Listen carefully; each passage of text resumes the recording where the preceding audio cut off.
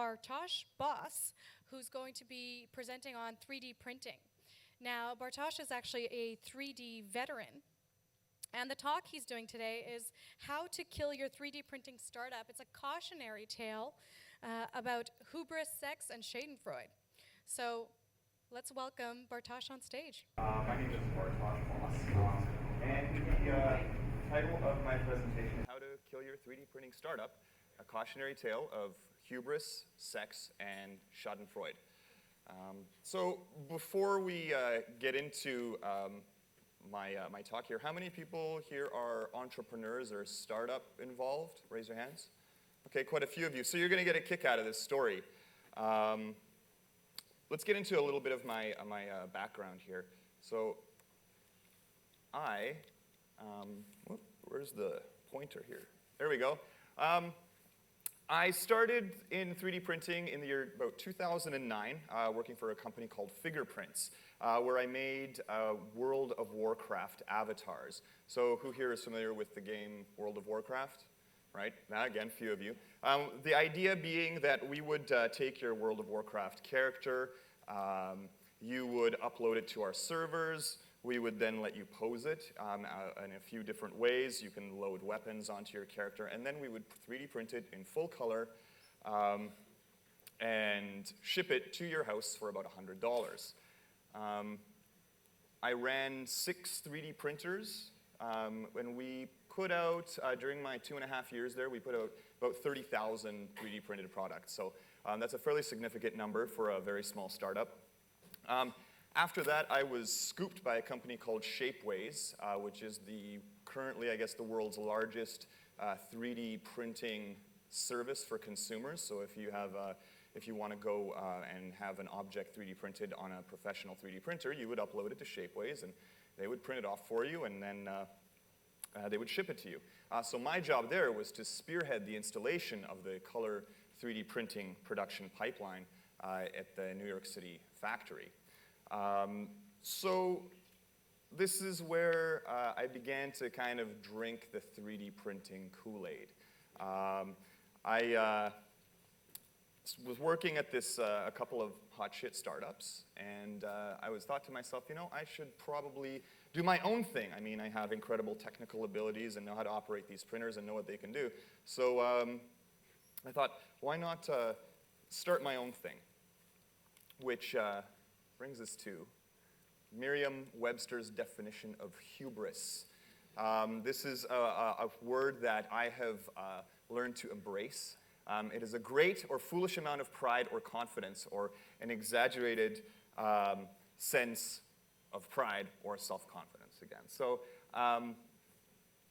this attitude took me on a pretty adventurous path, kind of a strange path, where I thought to myself, what's going to be the easiest and most profitable 3D printing startup that I can do? And so I did what every novice and amateur entrepreneur does. I made a lazy assumption, right? So my most lazy assumption is that sex sells. So I thought to myself, how can I get people to buy sex-related products using a 3D printer? This machine here is the Objet 1000, and what makes this machine special is that it has a 1 meter by 1 meter build area. It costs about $600,000 and then another additional $40,000 in setup. What I intended to do with this machine was have it print customized molds for dildos, for dongs, basically. So a user would go to the website and they would generate their widget, and I would print out the mold and fill it with silicone and then ship it over to the consumer. But of course, this is a really, really expensive proposition. I mean, it's not a $2,000 MakerBot that you can have on your desktop. You need something with some serious power. So I thought to myself, how am I going to get this money? How am I going to do this project? So I did what every amateur and budding entrepreneur does, and I signed up for Startup Weekend. Startup Weekend, Vancouver, May 31st, 2013. No talk, all action. It's a bit of a Freudian slip there, you'll see in a bit. Basically, for those of you who haven't participated in a startup weekend, is what happens is over the course of 48 hours, you create a fully functional company. You come up with an idea, and you do a 1-minute lightning pitch, and then people vote on your idea. So if your idea gets enough votes, it moves on to the final round. My idea, funnily enough, people seem to like it enough that they voted it up onto the board, and so I ended up with a team of 12 awesome, super qualified people, which by the end of the evening had dwindled to 1. I had received, over the course of the night, a lot of really polite emails saying, hey man, we think it's a really great idea, we wish you the best, but we're gonna go with the other startup because, yeah, it's just too weird. So that should have been my first clue, right? That should have been my first clue that maybe although it sounds good, maybe I should go back to the drawing board, maybe rethink stuff. Alas, you know, old hubris, right? I was on a roll. I was ready to go. And so we came up with, me and my lone co-founder, we came up with Intimi Technologies. So Intimi is the Finnish word for intimacy. We thought we were very, very clever by coming up with like this sort of nice sounding word. It had the 2 I's that you really want to have in sort of any tech startup kind of thing. And the premise, so the premise for this device was a sexual wellness product ecosystem centered around connected and mass customizable soft robots which measure and respond to your state of arousal in real time. So this is supposed to, basically, it feels what you're feeling, and it makes you feel better. Our tagline was "Get to know yourself better,"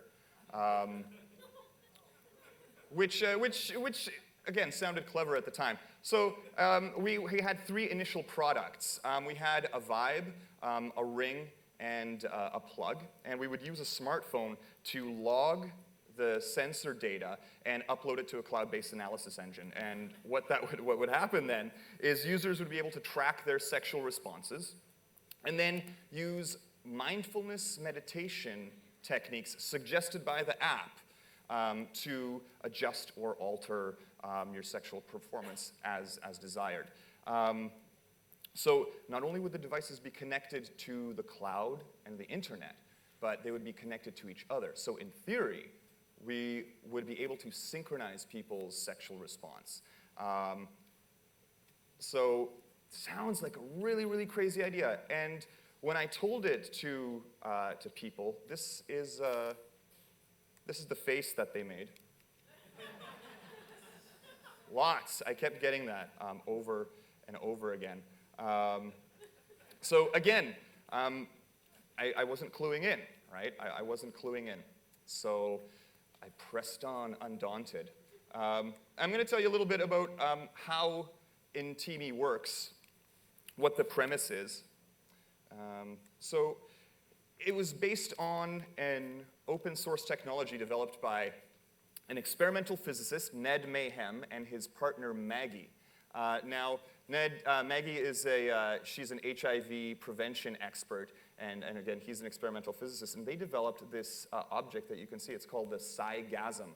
So in 2010, they already had the idea for the Intimi, and they developed this machine to be able to detect pulse, muscular contractions, what else was there? Galvanic skin response, temperature, what have you, and also time the whole experience. So their product is a little bit bulky, and because our startup was just the 2 of us and we were completely broke, so what we did, we wanted to use drone technology and off-the-shelf crowd-funded photoplethysmograph. So I'll tell you a little bit about the drone technology. What we wanted to use was the flight controller off a drone. Who here flies drones?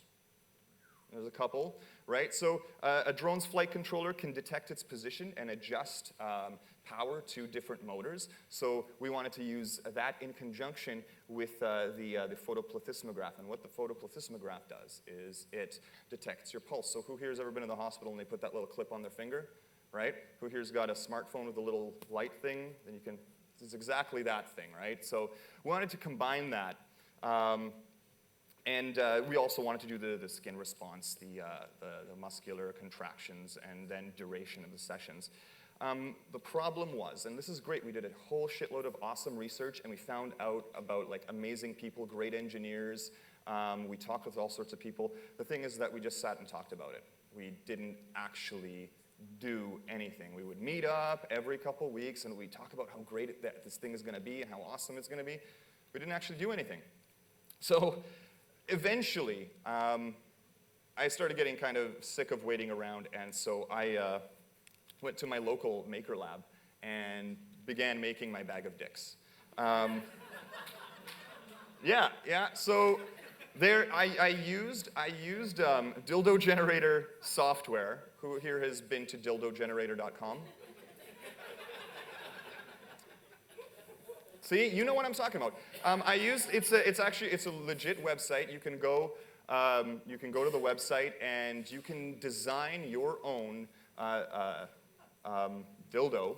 And at the time, you were able to download the STL file, the 3D printable file. Now, they don't allow you to do that. Now they're a fully integrated service. They actually did what I originally wanted to do.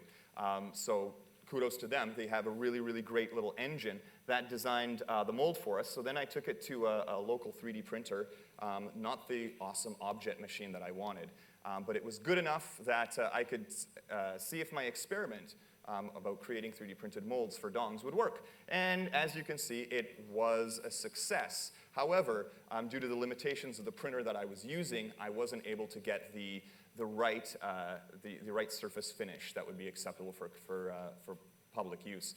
So, the costs started going up. Am I just going to keep making these molds here? What's going to keep happening? And so at about $100 to $150 a pop, it started getting a little bit too expensive for me. And so I started bugging my partner. I said, hey man, let's put some money into this.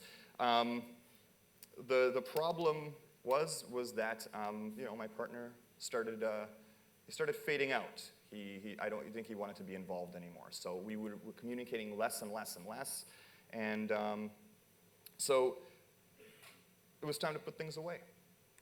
Time to put a good idea to bed, so to speak. So why did we fail, right? So why did we fail? And this is, I guess, where I'm here to learn my lesson, right?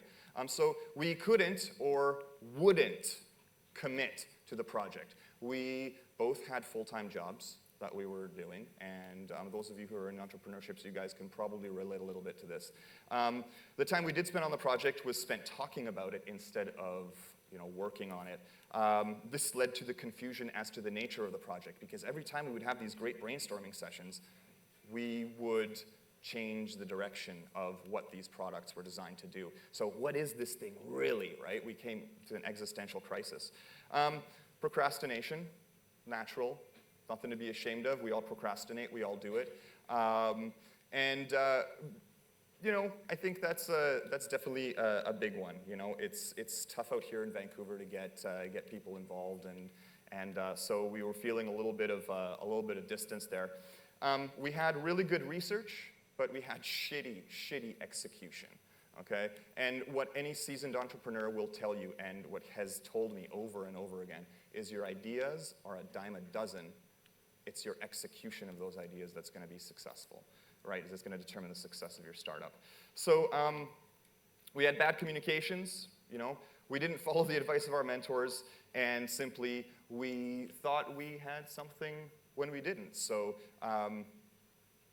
this has allowed me to get to know myself better. And here's a couple of the lessons that I learned. Our good old friend, you guys are familiar, Jean-Luc Picard. So my reach exceeded my grasp. Entrepreneurship and having great ideas, it's not about just thinking about those ideas. It's about actually going out there and putting together a strategy on how you're going to achieve them. And this is so much harder than than it looks or than what we're led to believe. I thought that, that it's going to be just like the magazine articles and the blog articles, but in fact it was a really, really huge challenge, and I just wasn't ready for it. So I was talking a little bit about a roadmap. You need to have a map on how you're going to get there. You need that strategy. You need to follow that map. You have to stick to it. And so it's also really expensive to launch a hardware startup. Who here is working on a hardware startup at the moment? No, because it's really, really expensive. It takes an enormous amount of time, and it's very, very difficult. So the team is what's going to make or break you. If you don't have a good team, and I'm not saying I was the good team member. I probably wasn't. I think it was you know, both people. The teams have to gel. You both have to be, or everyone involved has to be committed to the project. So, which has ended up with me thinking that it's better to be the person to have tried something audacious and kind of stupid and ended up here, falling on my face in front of 150 people, than to be the person who gets some money, launches a really shitty product, and then is hated by, you know, everybody else. So there's always another big idea just around the corner, and if you first don't succeed, try again. Thank you very much, everybody. If you want, you can follow me on Twitter. I'm 3DP Confidential, and I destroy hype about 3D printing, and yeah, I swear a lot. So, thanks.